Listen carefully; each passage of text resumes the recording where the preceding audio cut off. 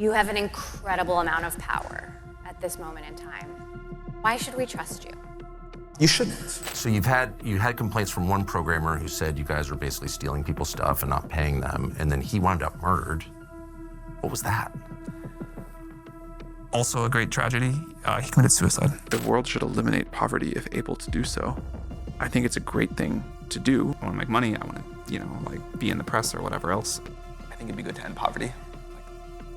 Sam Altman, CEO and founder of Openai, has carefully crafted an image of himself as a humanitarian technologist, someone dedicated to using artificial intelligence to uplift humanity and solve problems like global poverty.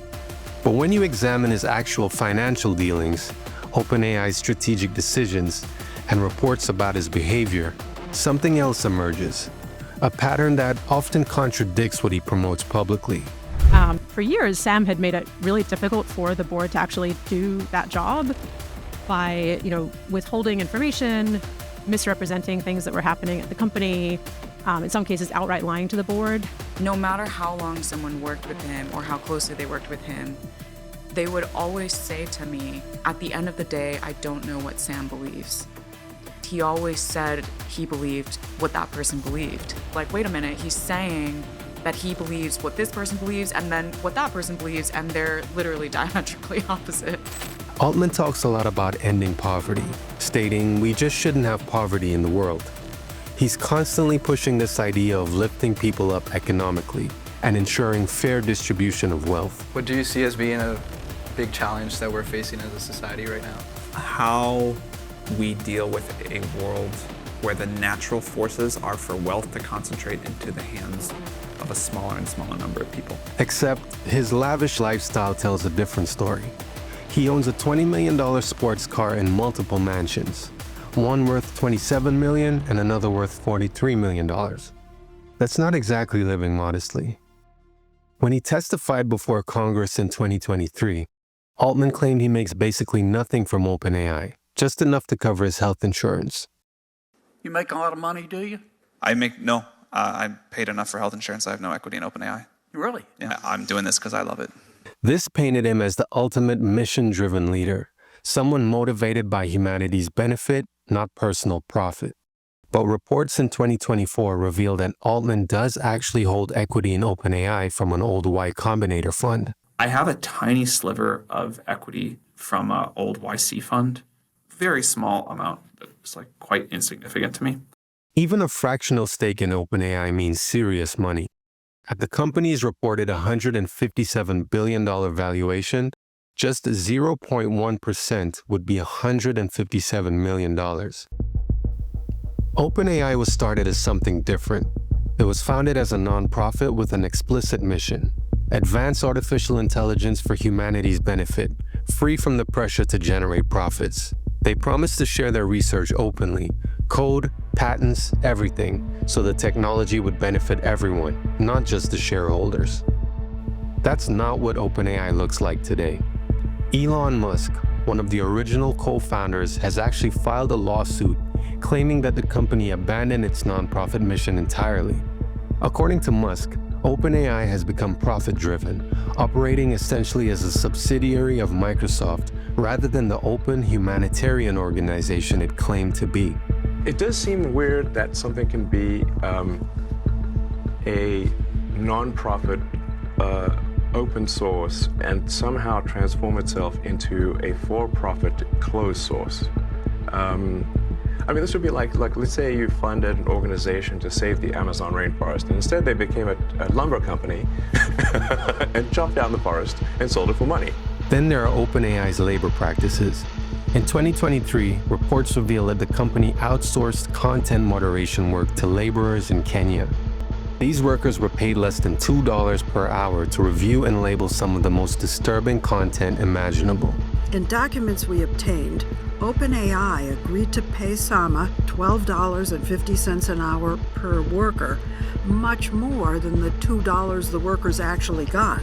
So it's not because you realize Kenya is a third world country, you say, this job I would normally pay $30 in US, but because you are Kenya, $2 is enough for you. Then there's a Scarlett Johansson situation. OpenAI wanted her to voice their AI assistant.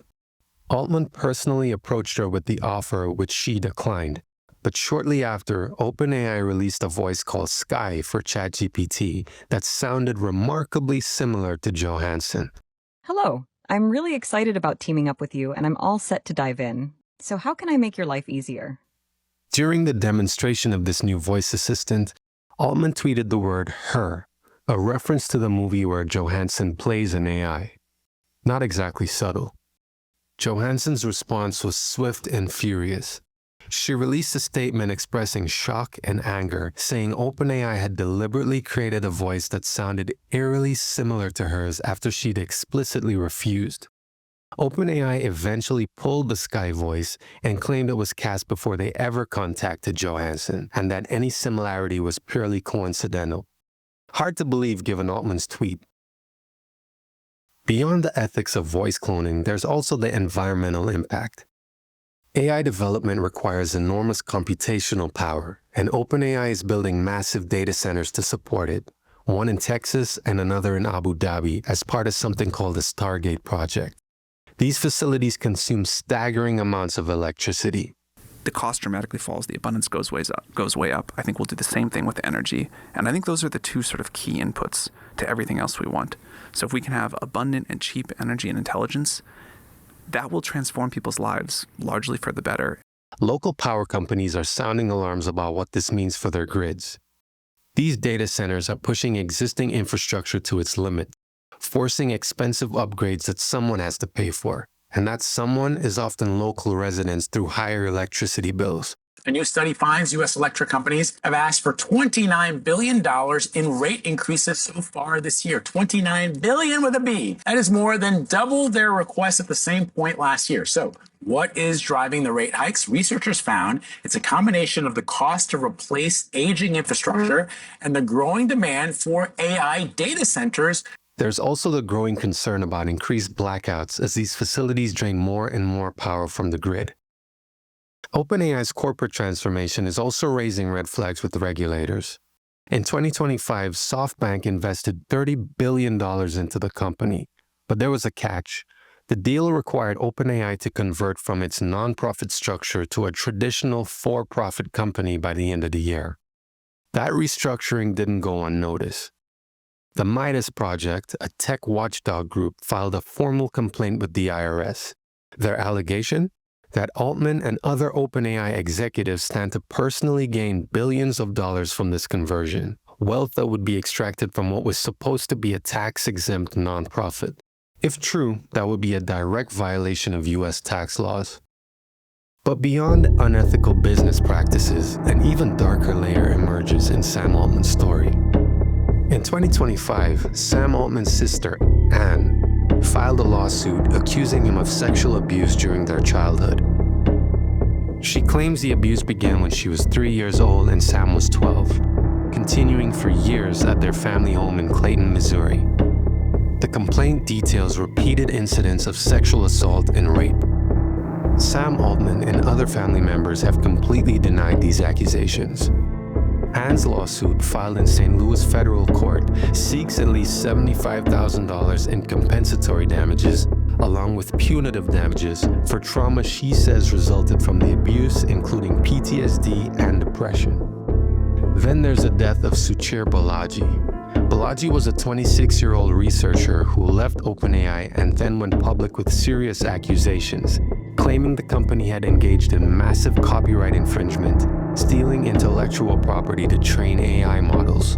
On November 26, 2024, he was found dead in his San Francisco apartment.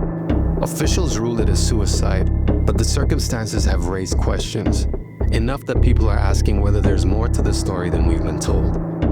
It looks like a suicide to me. Why does it look like a suicide? It was a gun he had purchased. Does it not look like one to you? No, he was definitely murdered, I think. There were signs of a struggle, of course. The surveillance camera, the wires had been cut. He had just ordered takeout food, come back from a vacation with his friends. No indication at all that he was suicidal. No. His mother claims he was murdered on your orders. Do you believe that? I'm asking. When you step back and look at everything, the wealth accumulation, the corporate restructuring, the labor practices, the legal battles, the environmental impact, pattern emerges. There's a clear gap between what Sam Altman says OpenAI stands for and how the company actually operates. The question isn't just about one person's integrity anymore. It's bigger than that. Who is the AI revolution really for? Who benefits when these systems reshape our world? And can we trust the people building that future? Someone at the startup has got to be the person that is going to recruit, sell the product, talk to the press, raise money. And this requires someone who can infect with enthusiasm the whole world about what the company is trying to do. Why should we trust you? You shouldn't.